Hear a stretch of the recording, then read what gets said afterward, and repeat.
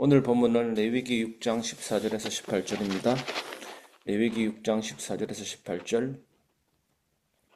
소재의 규례는 이러하니라. 아론의 자손은 그것을 제단 앞 여호와 앞에 들이되 그 소재의 고운 가루 한 움큼과 기름과 소재물 위에 유향을 다 가져다가 기념물로 제단 위에서 불살라 여호와 앞에 향기로운 냄새가 되게 하고, 그 나머지는 아론과 그의 자손이 먹되 누룩을 넣지 말고 거룩한 곳 회막들에서 먹을지니라. 그것에 누룩을 넣어 굽지 말라. 이는 나의 화제물 중에서 내가 그들에게 주어 그들의 소득이 되게 하는 것이라. 속죄제와 속건제 같이 지극히 거룩한즉 아론 자손의 남자는 모두 이를 먹일지니 이는 여호와의 화제물 중에서 대대로 그들의 영원한 소득이 됨이라. 이를 만지는 자마다 거룩하리라. 아멘.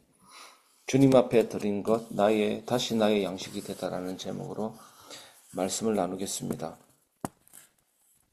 우리는 하나님께 드린 것은 끝났다고 생각하는 경우가 있습니다. 기도도 헌신도 눈물도 거저 하나님께 드려지면 살아가는 것처럼 느껴질 때가 많습니다. 그러나 오늘 본문 레위기 6장은 놀라운 진리를 보여줍니다. 바로 하나님께 드려진 소재의 일부가 다시 제사장의 양식이 되어 돌아온다는 사실입니다. 하나님은 우리가 드린 것을 헛되게 하지 않으십니다. 기념물로 향기롭게 받으시고 그 나머지를 거룩한 양식으로 우리에게 되돌려 주십니다.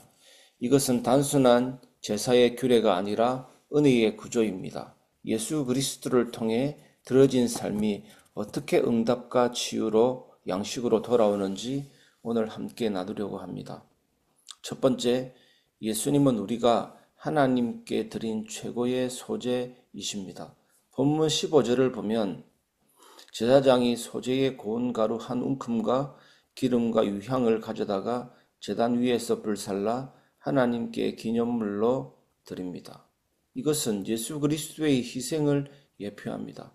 히브리서 10장 10절은 예수 그리스도의 몸을 단번에 들이심으로 말미암아 우리가 거룩함을 얻었다고 선포합니다. 소재는 피 없는 제사이지만 예수님의 삶 자체가 거룩한 소재였습니다.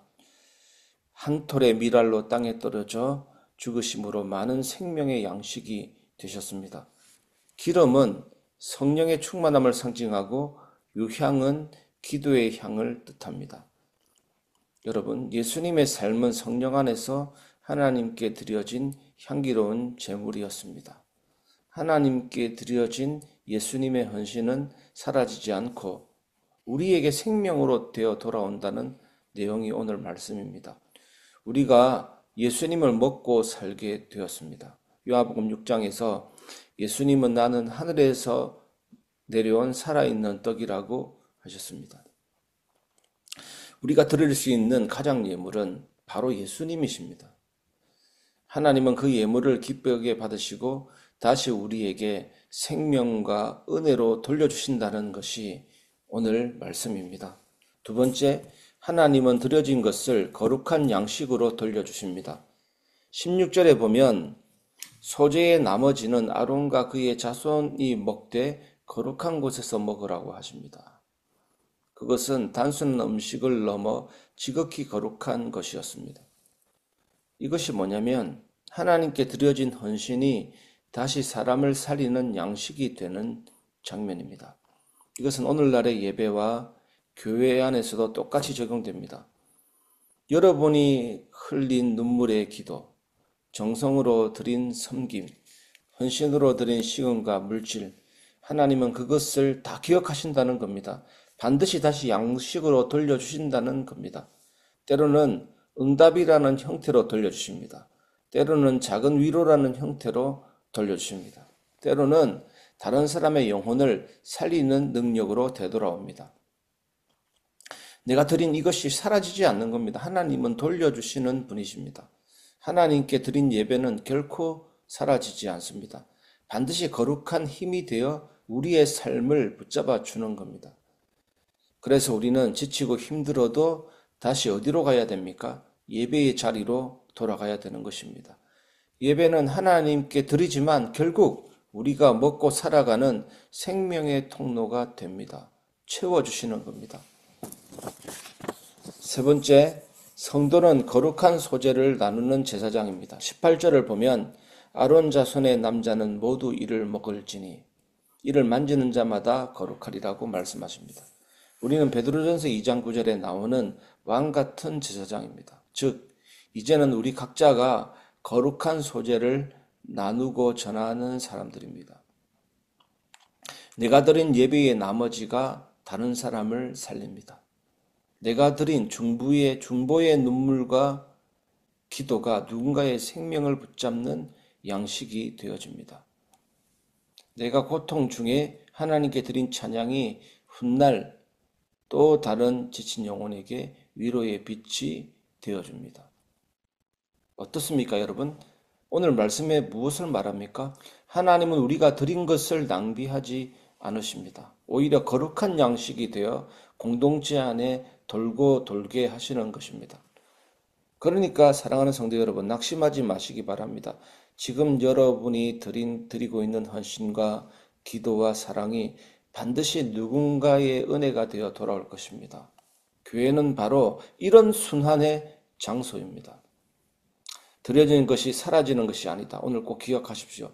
더 큰 은혜가 되어 흘러가게 됩니다. 흘러가는 장소가 교회고 여러분 각자에게 흘러갑니다. 우리가 예수님의 몸을 나누듯 우리 삶 속의 소재도 서로 나누며 살아가야 합니다. 그것이 바로 교회이고 거룩한 공동체입니다.